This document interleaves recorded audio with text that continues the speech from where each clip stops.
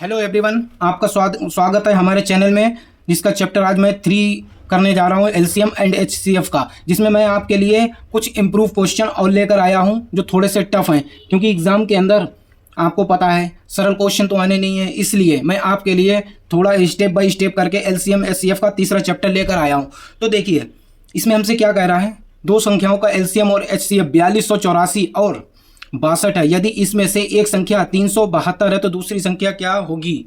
तो देखिए क्या करना है, ये पहली संख्या दूसरी संख्या के हिसाब से हम इसको सॉल्व करेंगे। तो देखिए क्या पूछ रहा है हमसे, क्या मुझे बताना है। तो देखिए पहली सी संख्या गुणा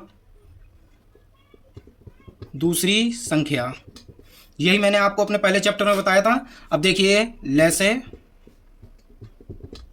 गुणा मसे, यही मैंने आपको बताया था। तो देखिए हमारी पहली संख्या उसने हमें क्या दे रखी है, दो संख्याओं का 372। देखिए एक संख्या उसने हमें दे दी, इसे हमने पहली मान लिया, तो ये हो गई हमारी 372। दूसरी संख्या हमको पूछ रहा है तो दूसरी संख्या को हम x मान लेंगे, ठीक है। लैसे हमें कितना दे रखा है इसने, 4284। देखिए ये ना दो संख्याओं का एलसीएम 4284। महत्तम समावर्तक कितना दे रखा है, 62 62 दे रखा है, ठीक है। अब हमारा क्वेश्चन बनकर रेडी हो गया, सिर्फ हमें x का मान निकालना है जो कि हमारी दूसरी संख्या होगी। तो देखिए x को हम इधर कर लेते हैं, ठीक है। x को जब हम इधर लेके आएंगे तो देखिए ये इसकी गुणा में उधर जाके भाग में चला जाएगा। तो देखिए क्या लिखते हैं, 4284 गुणा 62/372। तो देखिए ये इस तरीके से हमारा क्वेश्चन बनकर रेडी हो गया है। इसलिए मैं इसको शॉर्ट मेथड में, क्योंकि वीडियो को अगर मैं आपको पूरी तरीके से कैलकुलेशन करके बताऊंगा तो वीडियो काफ़ी लंबी हो जाती है। तो इसलिए मैं आपको थोड़ा शॉर्ट मेथड से बता रहा हूं, जिसमें आपको ज़्यादा से ज़्यादा समझ में आ सके। क्योंकि मैं लॉन्ग मेथड से अगर बताऊंगा तो देखिए अब इतना टाइम तो बचा नहीं है कि मैं आपको पूरा लॉन्ग मेथड पढ़ाऊँ। तो देखिए जल्दी जल्दी हम इसको काट लेंगे, और काटने के बाद जो हमारा आंसर निकल कर आएगा वो हमारा आएगा 714। यही हमारा इसका राइट आंसर होगा। जब आप इसकी कैलकुलेशन करेंगे तो ये आपका कट के 714 इसका राइट आंसर आ जाएगा। तो चलिए हम लोग बढ़ते हैं अपने दूसरे क्वेश्चन की ओर, जो इससे भी थोड़ा सा टफ है, जिसमें देखिए क्या दे रखा है। देखिए इस तरीके का भी क्वेश्चन आ सकता है, क्योंकि अक्सर कुछ हट के ही क्वेश्चन आते हैं और मैं आपको हट के ही क्वेश्चन को समझाने की कोशिश करता हूं। तो देखिए क्वेश्चन हमसे क्या कह रहा है, कोई भी संख्या का एचसीएफ एलसीएम को पूर्ण रूप से काट देता है। यही इसका होगा, थोड़ा सा लिखने में मिस्टेक हो गई है, तो उसको काट देता है। तो देखिए इसमें उसने ना हमें से कोई संख्या दे रखी है, ना उसने हमें कुछ दे रखा है, और ऐसे ही अक्सर एग्जाम में क्वेश्चन को पूछा जाता है बच्चे को कंफ्यूज करने के लिए। तो देखिए इसमें थोड़ी सी थ्योरी होती है, उस थ्योरी के माध्यम से हम लोग समझेंगे। तो देखिए फिर भी मैं आपको शॉर्ट करके थ्योरी बताता हूं। तो देखिए दो अभाज्य संख्याओं का गुणनफल लैसे ही देता है, ही होता है, सॉरी। तो इस बात को अपने दिमाग में नोट करके लेके लीजिए, दो अभाज्य संख्याओं का गुणनफल लैसा ही होता है। तो देखिए दो अभाज्य संख्या कैसे ले लेते हैं, जैसे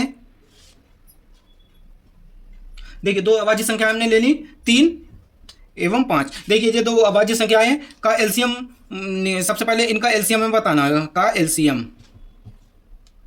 देखिए इन दो अभाज्य संख्याओं का एलसीएम क्या निकलेगा हमारा, 3 × 5 बराबर कितना आ गया हमारा, 15। सॉरी ये हमारा 15 आ गया। अब देखिए दो अभाज्य संख्याओं का मैसे हमें निकालना होगा। तो देखिए यहां पर लिखेंगे दो अभाज्य संख्याओं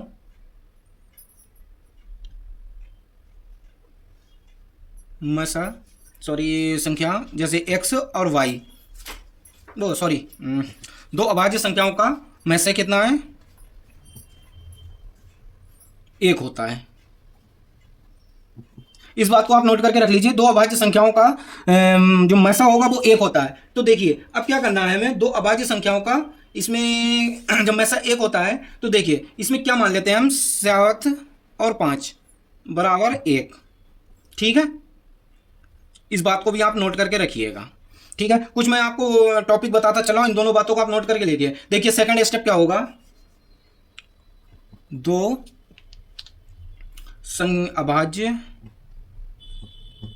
संख्याएं x y का में से क्या होगा। तो देखिए ये भी हो सकता है। तो देखिए इसका सबसे पहले हमें क्या निकालना है, HCF बराबर 1। ठीक है, समझ गए आप, मैं ऐसा पूछ रहा था। इसका एक होगा LCM, LCM ये क्या होगा, LCM का मैंने आपको क्या बताया, तो दो अभाज्य संख्याओं का गुणनफल ही लैसे होता है, लघुत्तम समवर्तक होता है। तो देखिए दो अभाज्य संख्या हमने मान ली x और y।